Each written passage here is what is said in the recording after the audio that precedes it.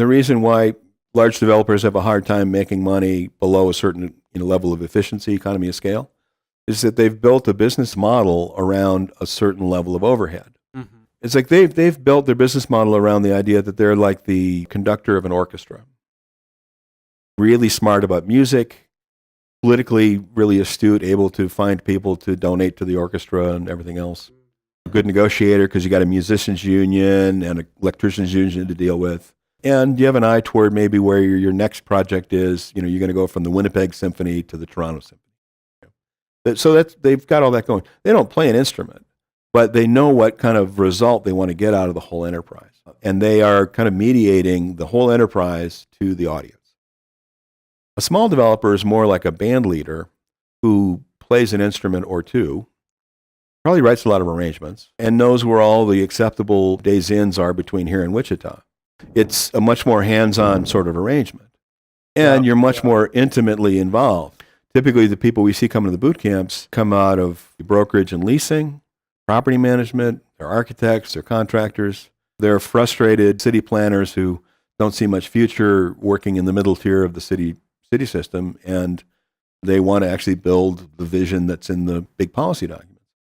So in order to do that, you probably are going to have to self-perform some of the stuff. You can't just delegate it all out to the other players in the orchestra.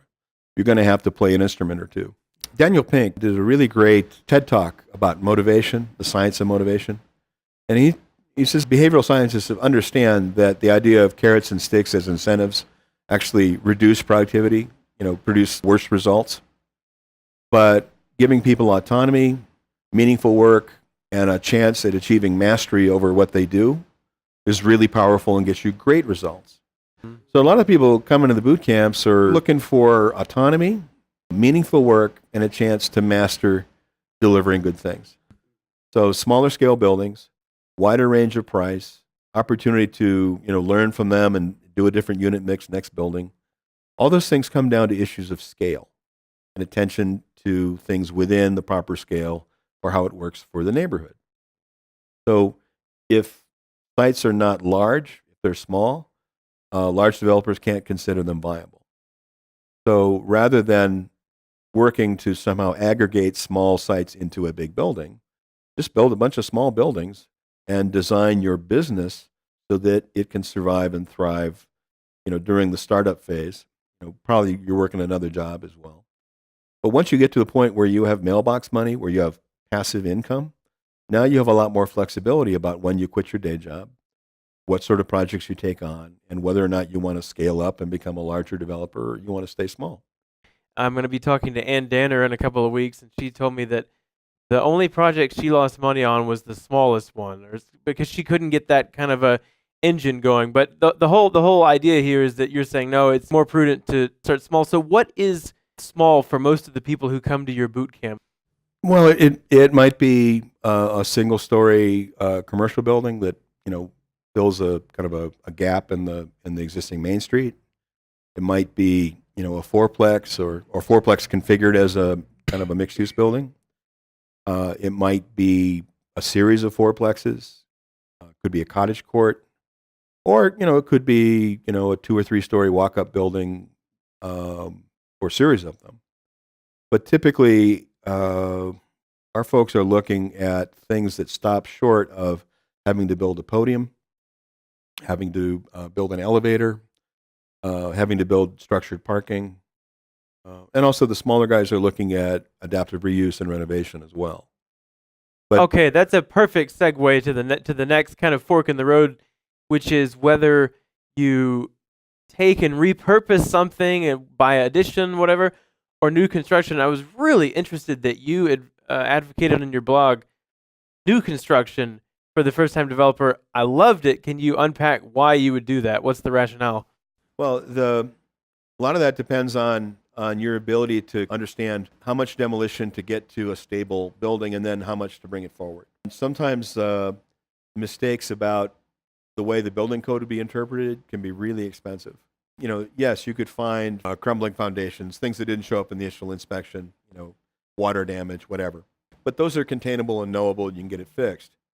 If somebody insists at the city that you have to sprinkle the building, and you weren't anticipating that cost, and it's entirely based on an interpretation of the building code, that's kind of out of left field, and that can be really disruptive. So if you come from construction and you've been around that type of building a lot, your risk is less. If you're a leasing person, you don't know anything about construction, you would probably do better to start with new construction or with very minor renovations that don't have a big bunch of code issues if you want to work on an existing building. With anything, you're always weighing the trade-offs. So you might have on your whiteboard in your office 7 different properties that you're pursuing, only one of which is actually listed for sale. Mm-hmm. Some of them have problems because they're existing buildings or existing gas tanks or something. And some of them have problems because they're contaminated with nonsense zoning rules. None of them are going to be like ideal. Mm-hmm. But you're looking at them, they're all within the neighborhood you want to work in. They all present more or less of an opportunity to reinforce the vitality, the flywheel of commerce and culture that's in your neighborhood. And you're kind of handicapping which one is the best use of your time and attention. But you shouldn't pick one from one. You shouldn't like fall in love with a parcel that you've seen every day on the way to work, and you've developed elaborate schemes about what you might do with that. If that's going to be a great project, there are probably 3 or 4 near great or greater than projects within a quarter mile of that site. And when you go to your investors, some of them are going to say, well, what other sites you look at? And you said, oh no, this was the best site. Well, how do you know? Because this is the best site. If you decide to invest a lot of time in that one opportunity site, then later you start looking at the other ones. The one you fell in love with is still gonna, you're still gonna feel like that's the right one, because actually you have more information. You have a set of plans you've drawn about that one site.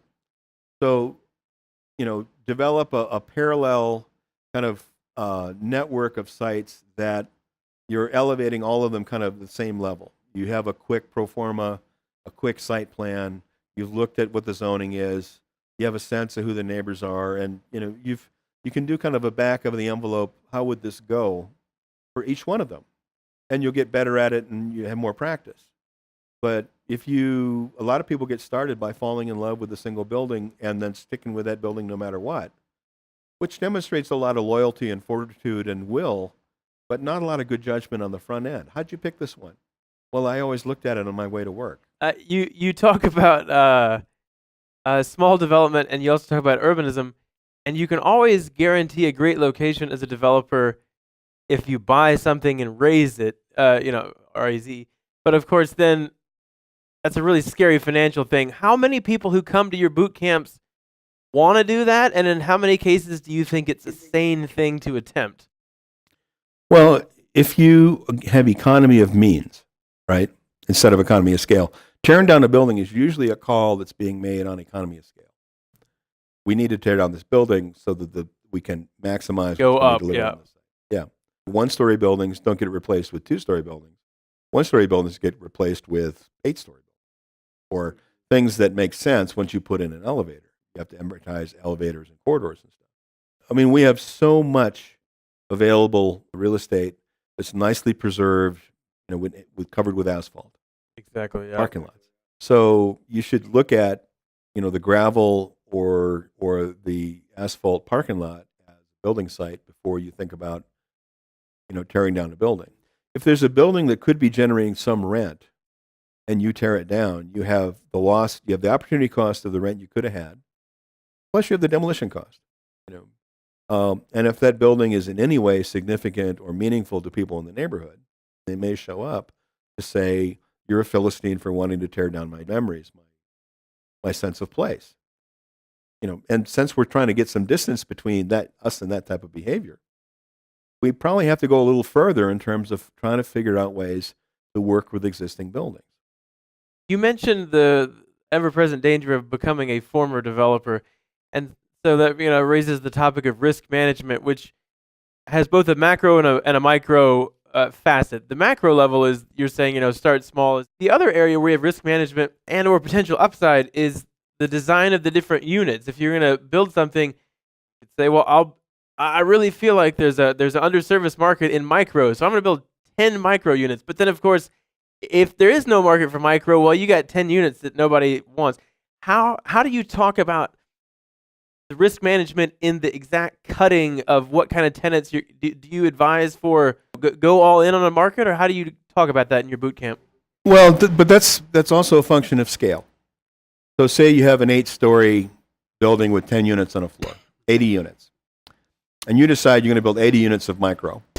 And somebody else is building 200 units of slightly bigger than your units for the same price. And and the demand is not so strong as to, make your building still successful in spite of your mistake. It's an 80 unit mistake.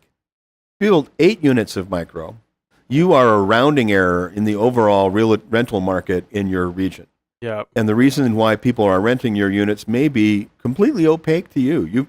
They're renting your units because you're only a block from the bus stop that goes to the hospital, and the bus now runs every 15 minutes. Mm-hmm. And that bus route, ran every hour when you started the project. If a bunch of nurses and x-ray techs gossip about the building and now it fills up, it's not because you were a genius. It's part of a larger system. And if you do a large commodity building, you better be guessing right about who wants the commodity product. If you're building flexible units and flexible buildings, you can respond much more quickly in a very direct relationship with tenants. So the idea of a small scale thing in aggregate with other small things has a lot more upside and very limited downside. Another issue that comes to mind in small development is the issue of your capital partners. Specifically, if you want to do this develop to long-term hold, and oops, I have all these equity partners. And so one refinances and one attempts to then pay off capital partners, but that is a pretty opaque part of the whole process to me so far, because it's going to lower your cash flow, it's going to raise your LTV. Can you walk me through how people do that, how a small developer gets these equity partners and then somehow gets them out as well and holds on? There's a couple of ways you could do it. You can set it up so that the capital partner gets their initial investment back, and from the point where they get their initial investment back, now you split the cash flow.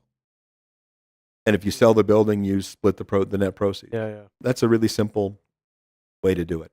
Or if they see a higher risk in your building because it's your first one, maybe you have to pay them like a single-digit preferred return, which means they get their principal back, and then they get a percentage return on top of that based on an internal rate of return. And then you split the cash flow in some percentage basis. And sometimes that's a waterfall where you're getting 10%, they're getting 90%, and it changes over time. Or if they want a double-digit internal rate of return for a small project, that usually means they're going to get all the cash flow for the first 2 years, and in the third or fourth year, you're going to refinance the building, pay them their 15, 18, 20% return, and then they're gone. And sometimes that's the reason why people build buildings, lease them up, and sell them, is that that's the only way they can get that return to the investor. Now, refinance is going to be done on the basis of loan to value, whereas your initial construction financing was loan to cost. And you should be able to create something more valuable than the sum of the parts at the end of 3 years. You're demonstrating this is a viable building. Okay, so that's how you keep the money. LTV relatively similar, even though you're okay, I understand. So yeah, by adding the value, you can still pay off your partners, and you have a similar LTV. So start off with a personally guaranteed construction loan. They call a recourse loan. Yep. And then you refinance it with a non-recourse loan where no one's guaranteeing everything. Yep. The security for the bank making the permanent mortgage is the building as an operating business. Now, what's going to happen at the refinance is you might be able to, come up with enough money at the refinance plus the current rents to get him a 16% return. And so you're going to be paying him cash flow for a couple of years to get finally to that 18. Or you might take on a new partner now that there's no personal guarantee involved that is happy to, make 6% on their money. So it may just be a question of if there's a shortfall at the refi, you make it up and you get them gone by replacing them with cheaper raw material, cheaper capital. Because there's less risk. a common mistake or misperception is that your capital partners, your investors, are doing you some sort of favor. No, they are providing raw material to the site. Capital is a raw material for the creation of buildings, Yeah. just like concrete. And they're taking some risk in doing so. So their return for providing that raw material should reflect the risk, what we call, in investment terms, a risk-adjusted return. So you can buy a U.S. Treasury bond, and get like a 2 or 3% return on that. And there's like zero risk. You could buy a mutual fund and get a 6 or 7% return, and there's not a lot of risk in that, apart from, if it's an index fund, basically following the market. But so if someone wants to buy a building, that's risky. Could have a fire. Could be populated by psychotic tenants who make life difficult. Someone could drive a truck through the front window. All kinds of things could happen to a building. There's more risk in owning and operating a building than there is owning a treasury stock. And if you're going to build a building and then lease the building, you have additional risks over somebody that is buying an existing building. So instead of 4 or 5%, your investors are going to need to see 7 or 8 as a minimum. Otherwise, they should have got the risk-adjusted return makes more sense to buy existing buildings, no matter how unfortunate those buildings. But they're stable, they're generating money. As an enterprise, you know how much they make.